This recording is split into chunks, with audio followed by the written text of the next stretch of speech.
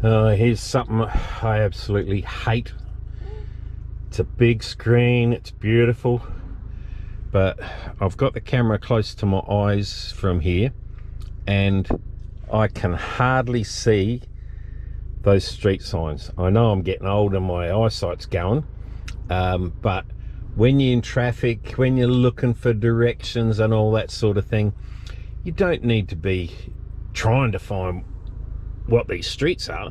Look how small the font is. I've rang up Ford's and guess what? You can't change the font size.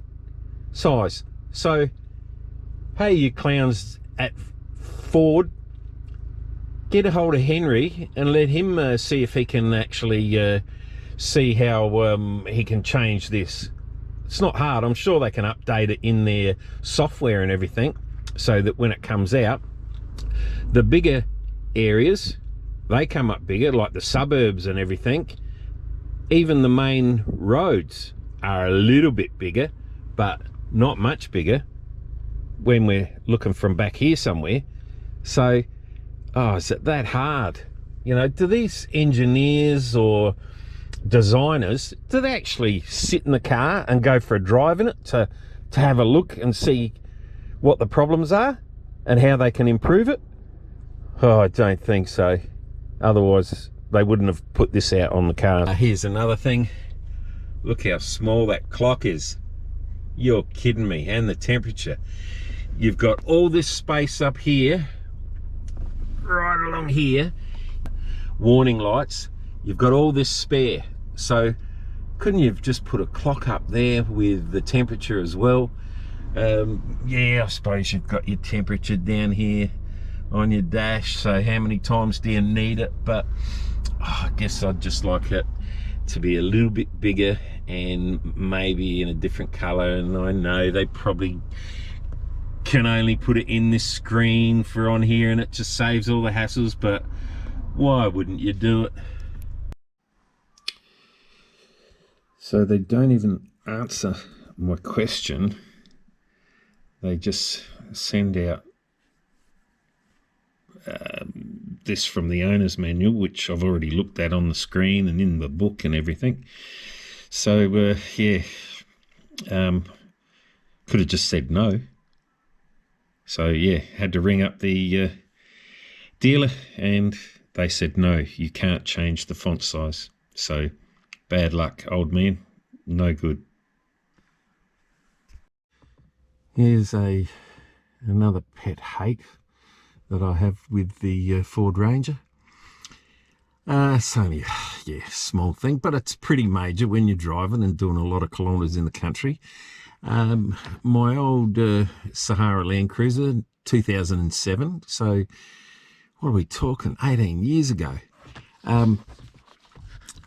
Like when you pull the visor back on the Land Cruiser, it used to slide back and it would block out the actual sun that would invariably come in this angle here and straight into your eyes, into the side of your face. So very simple, like to make this extend along, and should be on both sides, the passenger as well, because yeah, it is blinding. So I've gone out and bought these little things for $8 from Temu, and it slides back along. How good's that? Look at that. Now we don't have a problem at all. So problem solved, very simple. Yeah, even has one that comes, oh no, what, doesn't want to come down because of these straps. But yeah, very simple thing to do. Oh, that's why it won't come down, because that strap's there. Do I need to do it? Nah, leave it how it is. So yeah, Ford, get your act together. It's a simple thing. Surely it doesn't cost that much to do. But then again, it doesn't cost me much for $8 to slide that back as well. And I've put one up on the passenger side as well, so the same thing can happen. Not hard at all. There we go, you beauty. Here's another little thing that's a bit of a pain in the ass.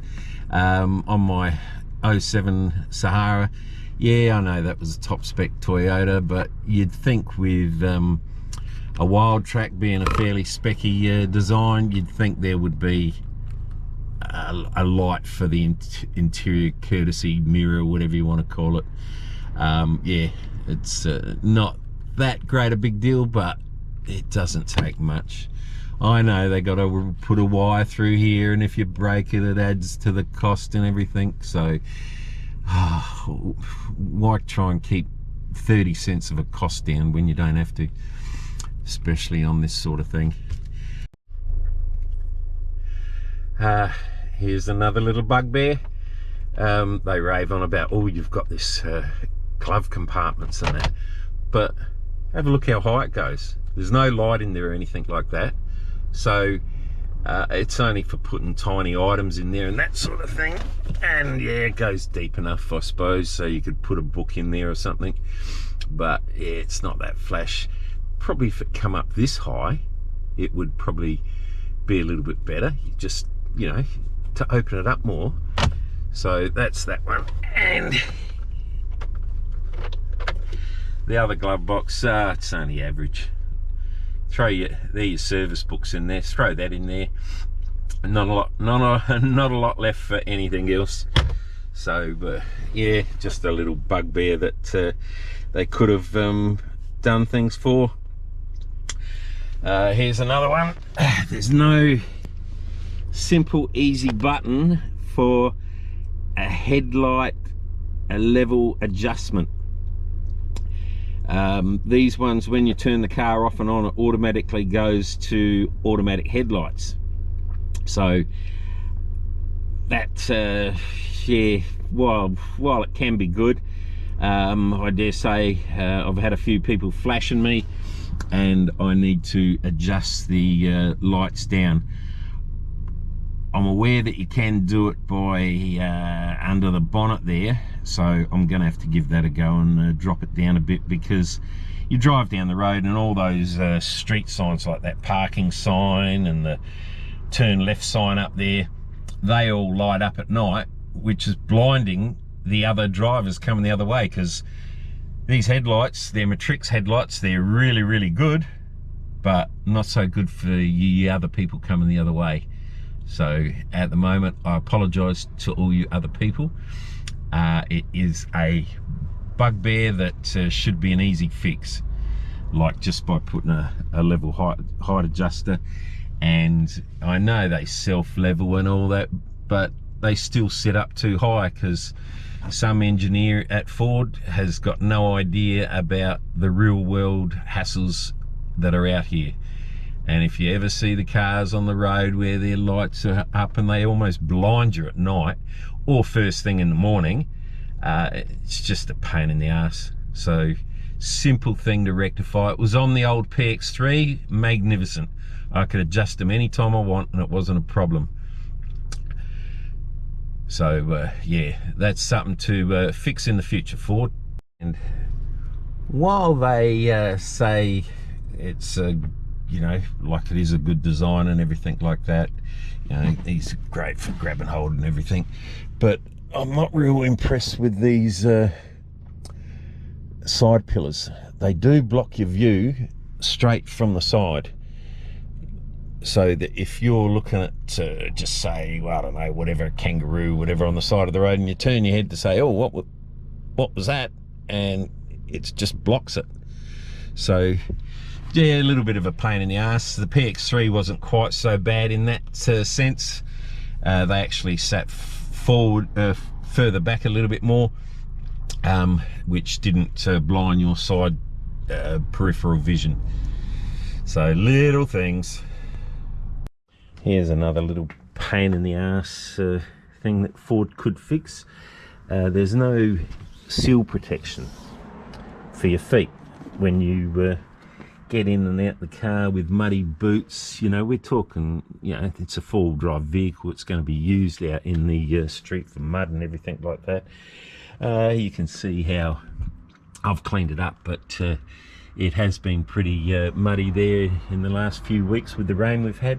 So yeah, you get in and invariably you're going to hit this, which is just painted like that. So you're going to scratch it all up and everything. So but yeah, it's something that, gee, I wouldn't have thought it was that hard to do, to roll these sort of plastic protection strips down along here. Just a simple thing. And yeah, we have it in the back as well. No difference whatsoever. So yeah, get your act together, Ford, do something and you'll be above the game. Now here's the button for the sail plane. You have a button on your key fob and you have a button in the back. Now I think it's great that you have all these buttons for it, but there's no delete money option. Have a look how much space this takes up. So if you're putting something in the back here, you're not getting it in obviously past this. So if you had a delete money option from the factory, which they won't do, and I've got to take it off to put a canopy on, so that would have been a good thing. It'd probably save me $5 grand. And you have a little button in the back here to bring it back as well. So yeah, while it's good if you want to leave it stock, it's not what I need to do with it. It's just going to be thrown out. So they could have done better in that sense. Now here's something Ford could have done. Bang, there's no tailgate assist for it to slow it down from just smack down on the bottom here. We have the points here and it goes on these points where you shouldn't have to take those off. So I'm hopeful that it's going to sit in here if it needs be, and it's all, I know what's going on, but my mates don't know, and they just pull the back down and just kabang. So yeah, just a simple little thing. Here's another one that Ford could do, is there's no protection between the tub and the back here. While it provides a bit of protection, you can see it's getting scratched up already just from the dirt and everything that gets in the back here. It does seal it reasonably well, I'll give it that much, but even on the old Sahara there was a plastic cover that would slide back and cover this area here so that dirt and other stuff doesn't drop down on the bottom there. But when you bring it up, it actually seals quite well. And I've used my pressure watch, the old Karcher, and sprayed up under there and nothing's come into the tub. So that's a pretty good thing too. So there's a plus for you, Ford. You've done well in sealing it up, because nothing worse than travelling down a dirty dusty road and all that muck comes in and gets over all your gear in the back. So good plus, Ford, good plus. Here's another thing, the seat belt doesn't come out as proud as what the old model did. So if you've got a jacket on and you know, it's windy and cold and everything, so you're all rugged up, trying to find this seat belt to go in there is a pain in the ass. It just needs to come out maybe another, I don't know, maybe 30 to 50 mils, and it would make all the difference with trying to find it and trying to get your seatbelt in there. So something that, yeah, is probably worth looking at. Now, I was going to have a go at Ford for not leaving the measurement. They used to have a measurement all the way along here. So when we were catching 50-pound mulloway plus, you could drop it on the back of your tailgate and you could measure it all out. But from the look at this, they've put a cover on here, so that would be for the canopy, and it wouldn't matter at all because it wouldn't even be there. But it was part of the back along here, and it was a good measurement and that sort of thing.